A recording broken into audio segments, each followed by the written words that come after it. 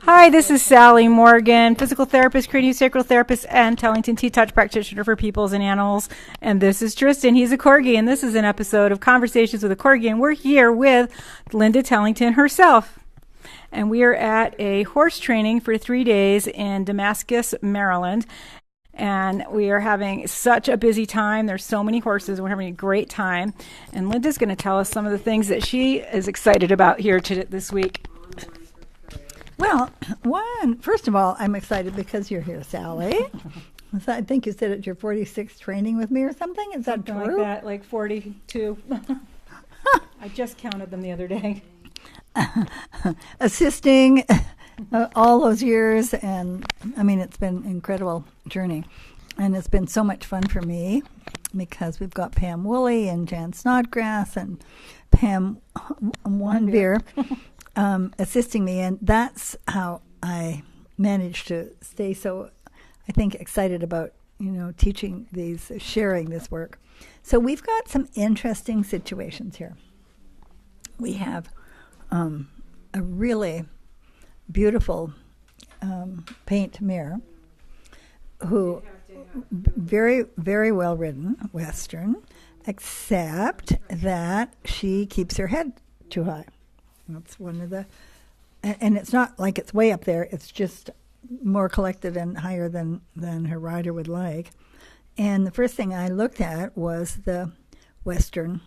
Of course, she has a beautiful Western saddle, but she has also a beautiful Western breastplate. And the breastplate is keeping the mare from lowering her head. So we first loosened the breastplate, a couple of holes, and that helped a little bit, but still was up higher than it was easier for her to jog. And then we took it right off, and then we put the Lindell on instead of having a bit, and her head dropped, A lot. A foot and a half, 2 feet? Yeah. Something like that. And her gait, she had really snappy knees in the beginning, like a Park Morgan, and as she went along, her legs were stretching more as her top line was, more like what we like to see in a Western pleasure horse. Yeah. And it's just really fascinating for us to look at each horse and figure what way can we, with this work, with the T-touches on the body, or the various equipment that we use, or the ground exercises, or these really wonderful ways of leading, I call dance steps. Bless you. Excuse me. Sorry. It's okay, Biz. He said, "What? You're not supposed to sneeze, girl." To be able to share these various ways of dealing with situations that people are having trouble with, keeping the horse straight, bending to the left, all these things that we're able to make a difference with it. You can see it in often one session.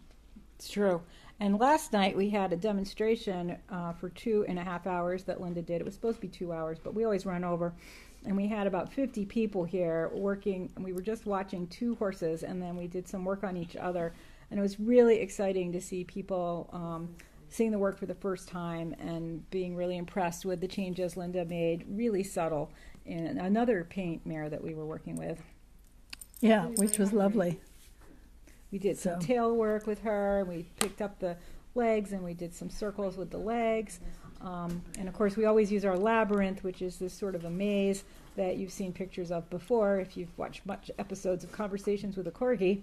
And it is always amazing how it calms a horse or a dog or even a person to be in the labyrinth, because it gives you boundaries on the sides. And it also helps your right and left hemisphere connect in your brain so that you can think more clearly. And one of the things that I just loved was to see the changes from the photographs that we took on the first day to the changes that we saw in the horses today.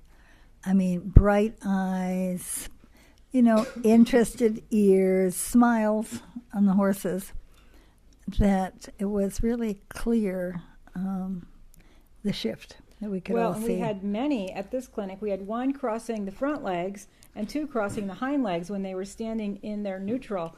And today we all had a leg in each corner, and I don't think anyone crossed their legs when they were standing. And that's a big change, because that kind of habit of standing that way feeds into a lot of other problems that the horse may have. So that's an evidence of other big changes going on in their balance and their posture and their emotional confidence. Yep. And that's what we love, and that's why we love to share it. So thank you very much. I'm going to eat my dinner now. Yes, our dinner's coming, and we also are going to watch the Belmont. We've got people working on live streaming it from somewhere in this room. And it might be raining in New York because it's raining here a little bit. So we'll see what happens. So we might not do a live episode tomorrow. We'll see. And we will be back with Conversations with the Corgi next week.